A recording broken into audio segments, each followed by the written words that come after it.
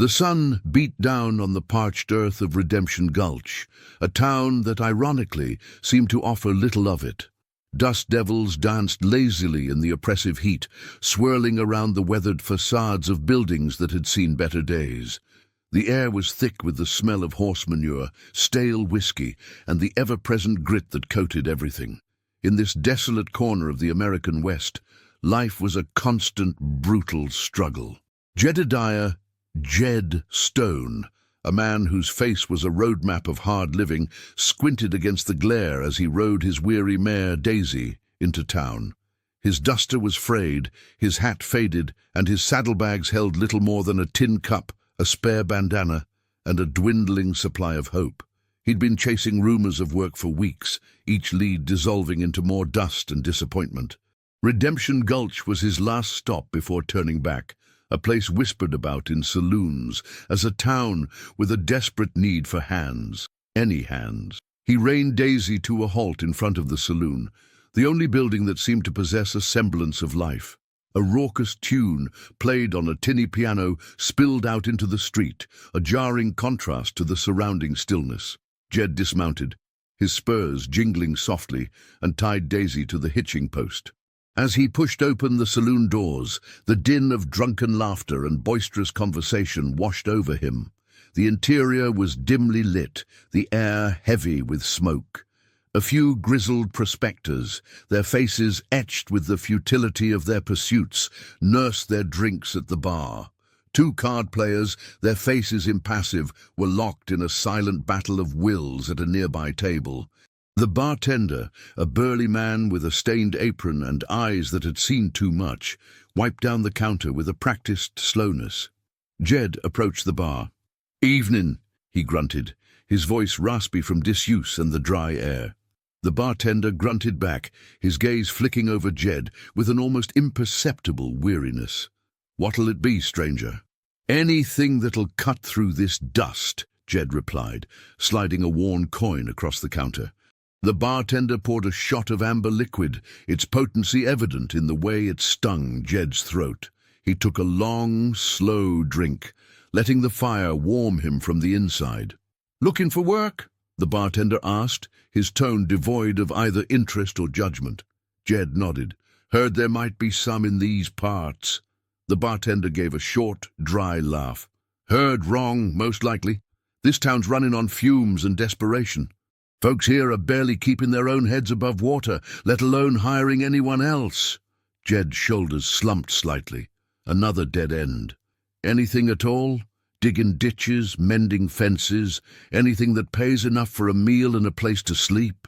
"Maybe. Old man Hemlock over at the ranch might need a hand. His foreman took off a month back, and the fences ain't gonna mend themselves. But Hemlock, he's a hard man. And his daughter—" The bartender trailed off, shaking his head. "She's a different story." Jed drained his glass. "Where can I find this Hemlock?" The bartender gave him directions, a tired sigh escaping his lips. "Just head north out of town. Can't miss the spread. Big place for these parts." As Jed left the saloon, the setting sun cast long shadows across the dusty street. A solitary figure, a woman, was being dragged from a small, dilapidated shack by two rough-looking men. Her cries were muffled, but the terror in her voice was undeniable. Jed's hand instinctively went to the worn handle of the Colt .45 tucked into his waistband. He hesitated. His own survival had taught him to mind his own business in places like Redemption Gulch. But something in the woman's desperate pleas, a raw vulnerability that cut through the harshness of the West, tugged at something deep within him. He watched as the men shoved her towards a waiting wagon, her dress torn, her hair disheveled. One of the men backhanded her, and her cry turned into a choked gasp. "They beat me till I couldn't breathe. Please," she sobbed, her voice barely a whisper. Jed couldn't stand it. The image of his own mother, frail and defenseless, flashed in his mind. Without another thought, he swung himself back onto Daisy, his spurs digging into her flanks. He rode towards the scene, his heart pounding a rhythm of defiance against the encroaching darkness. Jed approached the two burly men who were roughly handling a woman. their faces contorted with anger. He reined in his horse, his gaze steady. "Looks like you're causing trouble," he said, offering to pay her debt. The men, surprised by his intervention, scoffed, but their eyes glinted with avarice as they accepted the frayed bills. Just then, an older, stern man emerged from a nearby shack with a shotgun. "What's going on here?" he boomed. The men quickly explained they were just collecting a debt, but the old man's gaze, which Jed learned was Silas Hemlock, settled on the bruised woman, his daughter Lily. "She was being difficult," the men mumbled as Jed held out the money. Lily looked at Jed, her eyes wide with disbelief and gratitude. I don't have the money," she whispered. Jed looked at Silas, explaining his act of kindness. "I ain't looking for trouble," he said. "Just honest work." And that woman there looked like she needed help. With the money pocketed, the thugs retreated, casting resentful glances at Jed. Silas considered him for a long moment. He saw the quiet strength in the stranger, and in a bind after his foreman left, offered him the job. Jedediah Stone, as he introduced himself, accepted. As he followed Silas, he and Lily exchanged a silent look. A nascent hope had replaced her fear. He'd come to Redemption Gulch looking for work, and he'd stumbled into something far more complicated. The Hemlock Ranch was a sprawling property, a stark contrast to the dusty desolation of Redemption Gulch. Vast pastures stretched out under an endless sky, dotted with grazing cattle. The main house, while weathered, was a sturdy structure, a testament to years of hard work and perseverance. The bunkhouse, where Jed was led, was simple but clean, a welcome sight after weeks on the road. "Bunk's yours," Hemlock grunted, gesturing to a narrow cot. "Got a few chores to start you off with. Feed the horses, check the watering troughs. Then we'll get to those fences." Jed nodded, dropping his saddlebags. "Anything else, Mr. Hemlock?" "Just work. And keep your nose clean. This ain't a place for trouble." Hemlock's eyes lingered on Jed, a warning unspoken. He clearly remembered the scene in town. Jed understood. He'd made his choice, and now he had to prove himself. He spent the rest of the afternoon tending to the horses, the familiar rhythm of manual labor, a comforting balm to his restless spirit. The work was honest, demanding, and offered a sense of purpose that had been missing for too long. As dusk began to settle, painting the sky in hues of orange and purple, Jed returned to the bunkhouse, muscles aching, but his mind clear. He was washing up at the communal trough when he heard Lily's voice. "Mr. Stone?" He turned to see her standing a short distance away, holding a tray with a plate of food and a cup of water. Her face was still a little bruised, but the terror of the morning had subsided, replaced by a quiet curiosity. "Jed, please," he corrected, wiping his hands on his bandana. She approached, offering the tray. "Father thought you might not have eaten yet. These are his leftovers, but they're good." "Thank you, Lily," Jed said, taking the tray. The stew was hearty, the bread fresh. It was a feast compared to the meager meals he'd been subsisting on. He noticed her observing him, her gaze soft. "Why did you do that today, Jed?" she asked, her voice barely a whisper. "In town." Jed hesitated, choosing his words carefully. "I've seen folks in bad situations before. Sometimes a little help is all that's needed. They were going to hurt me badly," she admitted, a shiver running through her. "Father, he's not always able to protect me from men like that. He's too focused on the ranch, and I'm not strong enough to fight them off alone." Jed looked at her, a growing understanding dawning. Silas Hemlock was a stern, pragmatic man, likely more concerned with the bottom line of his ranch than the niceties of human interaction. Lily, it seemed, was left to fend for herself against the darker elements that sometimes encroached on their isolated lives. "The two men, they come around often?" Jed inquired. Lily's face fell. "More than I'd like. They think because Father is getting old and he doesn't have a foreman that they can take advantage. They try to bully their way into favors or demand payment for imaginary debts." Jed's jaw tightened. He'd heard of such vultures preying on the vulnerable. Mr. Hemlock knows about this. She shook her head. He knows they're a nuisance, but he doesn't know the extent of it. I don't want to worry him. He's got enough on his plate. Jed finished his meal, the warmth of the stew spreading through him. He looked at Lily, her vulnerability evident, but also a quiet strength that mirrored his own. If they come back, Lily, you come find me. I'll handle it. A flicker of surprise crossed her face, followed by a shy smile. Thank you, Jed. Just doing what's right, he said, the words feeling truer than they had in a long time. The next few days were a blur of hard work. Jed's muscles protested, but he pushed through, his focus on the task at hand. He worked alongside the few hands Silas Hemlock employed, a taciturn group who seemed content to keep to themselves. Jed, for his part, was polite but reserved, letting his actions speak for him.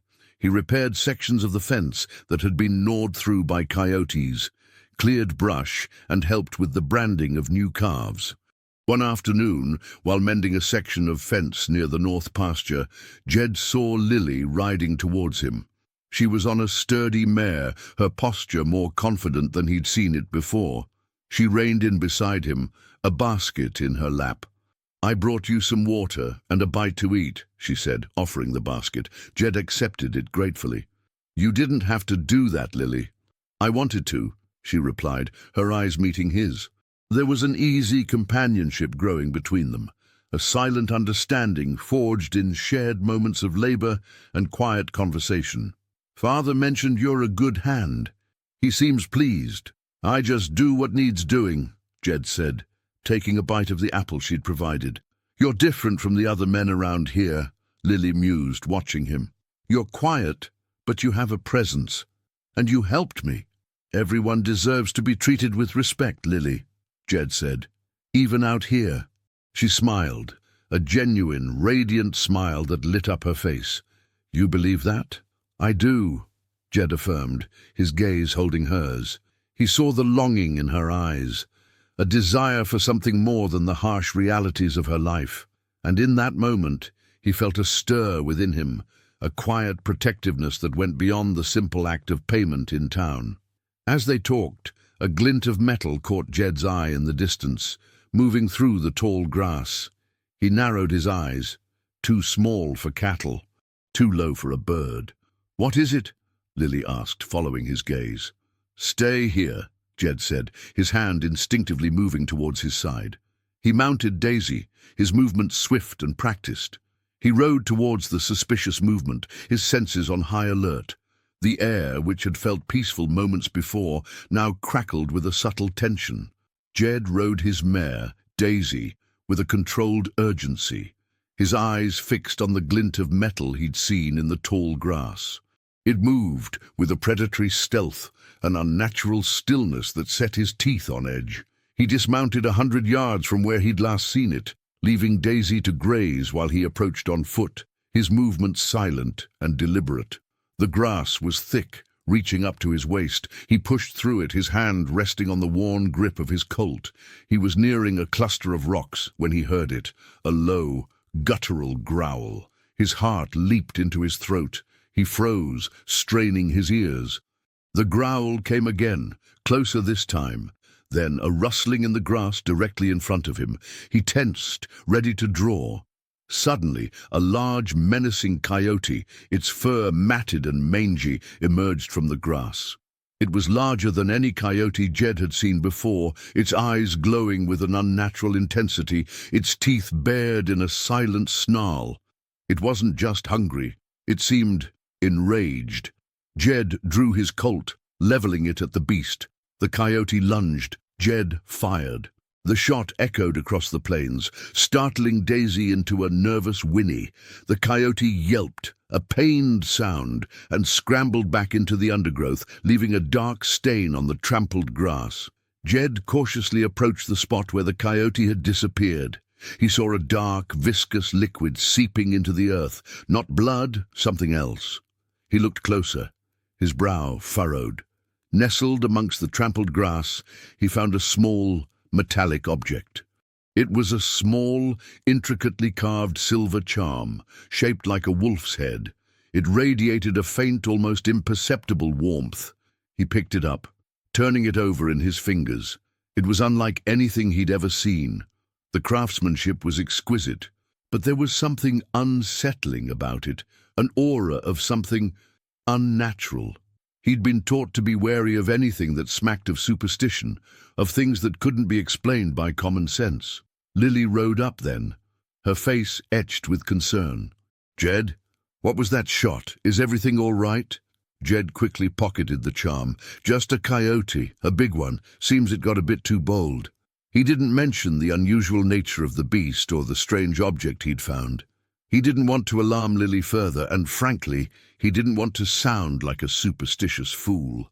"Oh," she breathed, relief washing over her. "I was worried." "Nothing to worry about," Jed reassured her, though a nagging unease settled in his gut. He'd grown up in a world where problems had rational explanations. This felt different. Back at the ranch house, Jed handed the charm to Silas Hemlock. "Found this near where I dealt with that coyote. Thought you might recognize it." Hemlock examined the charm, his weathered face unreadable. He turned it over, his fingers tracing the intricate carvings. Strange. Never seen anything like it." He tossed it back to Jed. "Probably just some trinket a traveler lost. Don't pay it no mind. Coyotes are a nuisance, always have been. Best to keep the rifle close." Jed wasn't convinced, but he didn't press the issue. He spent the rest of the day with the men, his mind still replaying the unnerving encounter. He noticed Lily seemed a little more withdrawn than usual, her eyes darting nervously towards the perimeter of the ranch. That evening, as Jed sat by the dying embers of the campfire, he heard the telltale sound of horses approaching. Not the measured pace of Silas Hemlock's ranch hands, but the rough, hurried gait of men with ill intent. He stood, his hand going to his Colt. 3 riders emerged from the darkness, their faces obscured by shadows and the brims of their hats. Jed recognized the swagger, the arrogant posture. It was the 2 men from town, joined by a third, equally unpleasant-looking individual. "Well, well," the taller of the original 2 sneered, dismounting. "Look who's playing ranch hand." "Didn't we tell you to mind your own business, cowboy?" Jed stood his ground. "I told you I'm not looking for trouble." "Trouble's looking for you, seems like," the third man growled, his voice a low rumble. He was broader than the other 2, with a scar running down his left cheek. "Heard you interfered with our business. Messin' with Lily Hemlock is a mistake." "She needed help," Jed said, his voice even. "You were hurting her." The stocky man chuckled, a harsh, unpleasant sound. "A little persuasion. She'll get over it. Now, we got some business with Silas, and you getting in the way. Well, that's gonna cost you." "I ain't paying you anything," Jed stated, his hand tightening on his gun. "You ain't got a choice," the scarred man said, drawing his own pistol, "unless you want to end up like that mangy coyote you shot." Jed's mind raced. He was outnumbered, but he wouldn't back down. He saw Lily emerge from the shadows near the ranch house, her face pale with fear. "Jed, no!" she cried out. The distraction was all the scarred man needed. He fired. The shot whizzed past Jed's ear, shattering a nearby lantern. Jed dropped to one knee, drawing his Colt in a fluid motion. The crack of the scarred man's pistol shattered the fragile peace of the ranch. Jed, reacting with the speed and instinct honed by years of survival, dropped to a crouch, his own Colt appearing in his hand as if by magic. He fired a shot in return, aiming not to kill, but to disarm. The bullet ricocheted off the scarred man's gun hand, sending his pistol flying into the dust. The other 2 men, momentarily stunned, drew their own weapons. "You bastard!" the taller one snarled, aiming at Jed. But before he could squeeze the trigger, a new threat emerged. From the darkness surrounding the ranch house, a volley of shots rang out. These were not the wild, desperate shots of the thugs, but precise, aimed bursts from skilled marksmen. The two remaining attackers cried out in pain and surprise as bullets ripped through their bodies. They stumbled, then fell, their weapons clattering to the ground. The scarred man, clutching his bleeding hand, scrambled to his feet and, with his remaining compatriot, mounted their horses and fled into the night, disappearing as quickly as they had arrived. Chaos erupted. Jed rose, his colt still trained on the fleeing riders. Then he lowered it, his gaze sweeping over the scene. Lily ran towards him, her eyes wide with shock and relief. "Jed, are you all right?" she cried, reaching for him. "I'm fine, Lily. You?"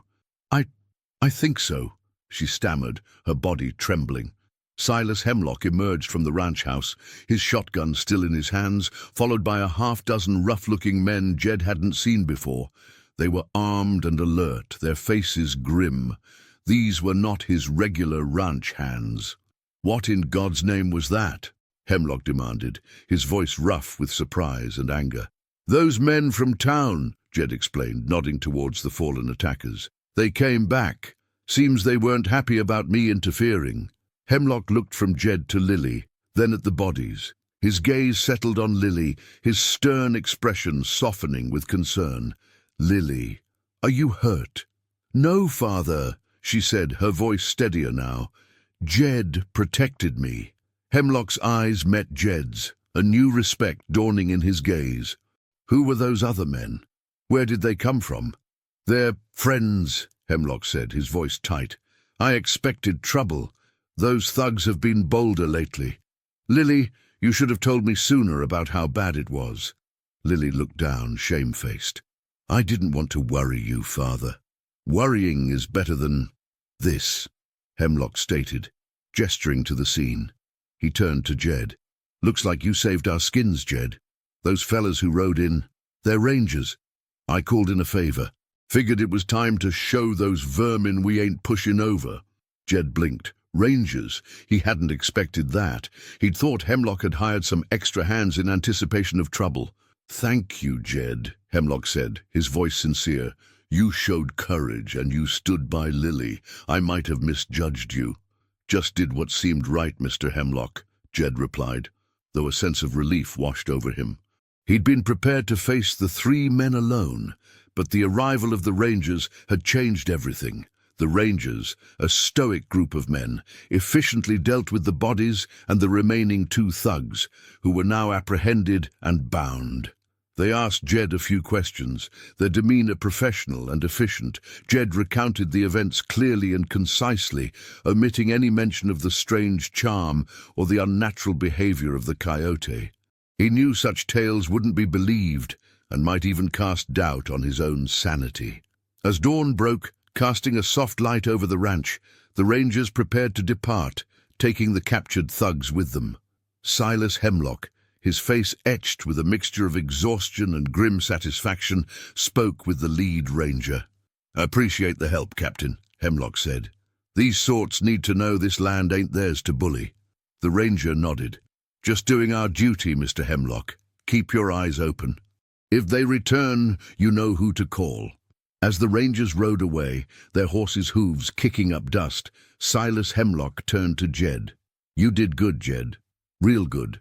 I've got a feeling you're more than just a ranch hand." Jed shrugged, a small smile playing on his lips. "Just trying to earn my keep, Mr. Hemlock." Lily approached them, her eyes shining with a newfound confidence. "Thank you, Jed, for everything." Jed met her gaze, a warmth spreading through him that had nothing to do with the rising sun. He saw a strength in her now that hadn't been there before, a burgeoning resilience. He'd come to Redemption Gulch for work, and he'd found it, but he'd also found a purpose, and perhaps something more. The events of the night had solidified his place on the ranch, and he knew, with a certainty that surprised him, that he wasn't just passing through anymore. Life at the Hemlock Ranch found a semblance of peace after the recent threat. Silas Hemlock, motivated by the incident, began strengthening ranch security. Jed, increasingly involved in management, earned Silas's trust with his steady competence. Lily, too, seemed to flourish, her fear subsiding as she spent more time outdoors, often riding with Jed. A quiet bond grew between them, marked by shared glances and comfortable silences. One afternoon, while mending a fence, Lily spoke of her mother, who loved to ride in the distant mountains. She shared the pain of her mother's early death from sickness and her father's subsequent withdrawal. Jed, understanding loss, offered gentle words about the importance of remembrance. Their quiet moment was interrupted by Silas, his face troubled. A rider from Redemption Gulch reported a stranger asking about Silas and Lily, a man with a distinctive scar.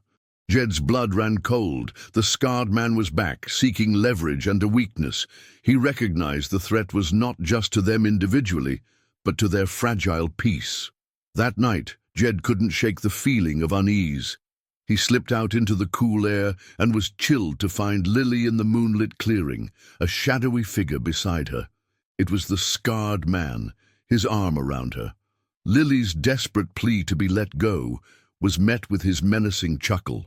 Jed's hand went to his Colt, his fear momentarily paralyzing him as he realized the true danger they faced. Jed emerged from the shadows, confronting the scarred man Barlow, who held Lily captive. Jed's controlled demeanor was a stark contrast to his internal rage, his Colt loose in its holster. Barlow, sneering, taunted Jed, using Lily as a shield. Silas Hemlock appeared, shotgun in hand, demanding Barlow release his daughter. Barlow, outnumbered but holding the advantage, admitted he sought information about the ranch's defenses. When Lily bravely stated she knew nothing more, Barlow struck her. Jed, channeling his control, offered himself as the source of information. He declared himself Lily's protector and warned Barlow of retribution if Lily was harmed. Barlow, pragmatized by the exchange, agreed to a temporary truce, demanding to know about other protectors on the ranch. Jed, with a subtle nod from Silas, claimed to be the only one hired. Barlow, suspicious but lacking proof, threatened to return. He rode off with his men, leaving a heavy sense of dread. Silas checked on Lily, and Jed, though relieved, was anxious.